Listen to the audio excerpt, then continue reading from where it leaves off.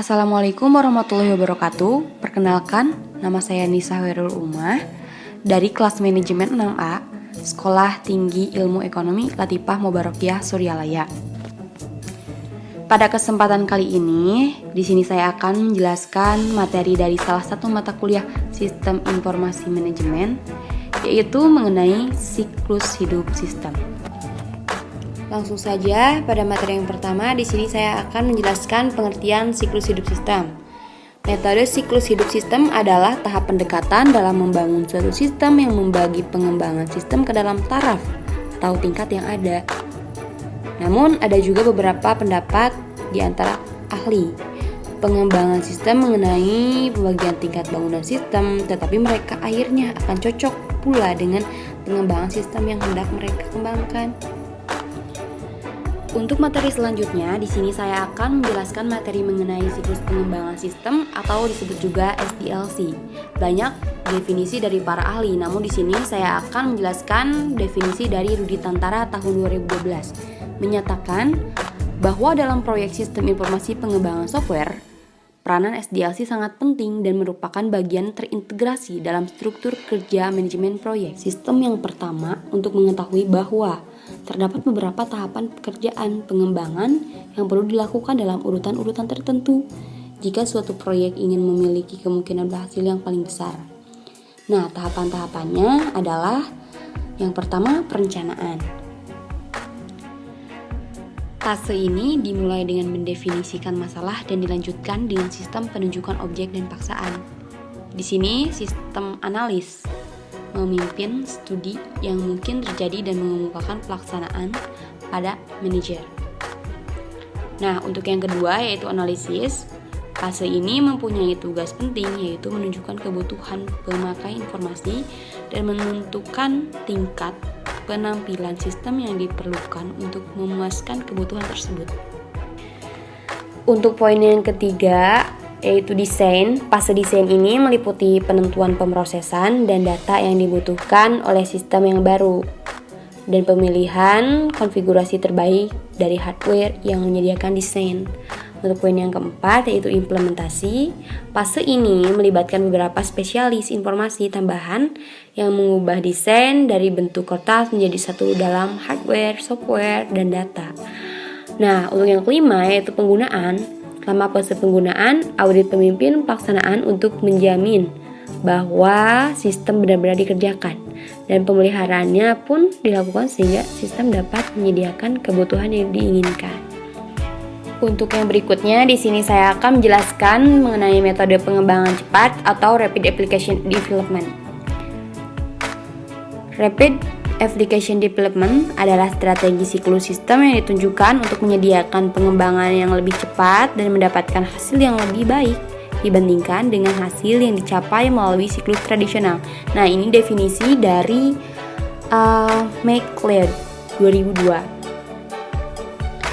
Metode pengembangan cepat ada beberapa cara, diantaranya metode prototype, metode pengembangan oleh pemakai akhir, dan metode berbantuan komputer atau CAS.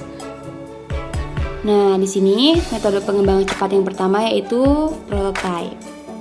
Prototype dibagi menjadi dua jenis, ada prototype evolutioner dan ada prototype persyaratan. Nah, prototype evolutioner terus-menerus disempurnakan sampai memiliki seluruh fungsional yang dibutuhkan pengguna dari sistem yang baru. Prototipe ini kemudian dilanjutkan produksi. Jadi, satu prototipe evolutioner akan menjadi sistem aktual. Akan tetapi, prototipe persyaratan atau recruitment prototype dikembangkan sebagai satu cara untuk mendefinisikan persyaratan seiring dengan ditambahnya fitur-fitur. Pengguna akan mampu mendefinisikan pemroses yang dibutuhkan dari sistem yang baru. Ketika persyaratan ditentukan, prototipe persyaratan telah mencapai tujuannya dan proyek lain akan dimulai melalui sistem aktual. Nah, untuk yang selanjutnya, di sini saya akan membahas materi mengenai pembuatan prototipe. Di sini juga dapat kita lihat ada langkah-langkah pembuatan prototipe, ada 4 langkah. Yang pertama, mengidentifikasi kebutuhan dasar pengguna. Rancangan sistem bekerja cukup lama dengan penggunaan untuk mendapatkan informasi kebutuhan dasar pengguna. Nah, untuk yang kedua, mengembangkan prototipe awal. Dan yang ketiga, menggunakan prototipe atau penggunaan didorong untuk bekerja dengan sistem tersebut untuk seberapa baik prototipe itu memenuhi prototipe itu. Nah, untuk yang terakhir, langkah keempat yaitu merevisi dan memperbaiki prototipe. Pembuatan sistem mencatat semua perubahan yang diminta pengguna dan memperhalus prototipe berdasarkan permintaan tersebut. Setelah prototipe direvisi, siklus kembali ke langkah 3 dan 4 diulangi terus hingga penggunanya merasa puas. Nah, untuk yang selanjutnya masih membahas mengenai metode pengembangan cepat yang kedua, yaitu pengembangan oleh pemakai akhir atau end user computing. End user computing adalah pengembangan seluruh atau sebagian sistem berbasis komputer oleh para pemakai. Nah, untuk materi yang terakhir masih mengenai metode pengembangan cepat, mengenai berbantuan CASE atau disebut juga Computer Aided Software Engineering. Pengembangan sistem dilakukan perancang sistem dengan memanfaatkan program komputer yang memang ditujukan untuk mengembangkan sistem.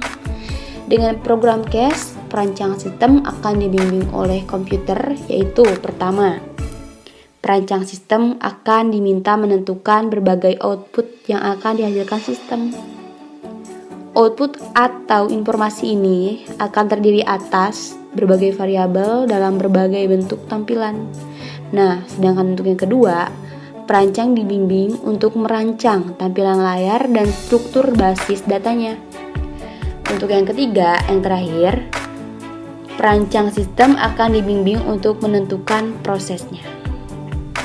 Sekian materi mengenai siklus hidup sistem yang dapat saya sampaikan. Mohon maaf bila banyak kekurangan dan terima kasih atas perhatiannya.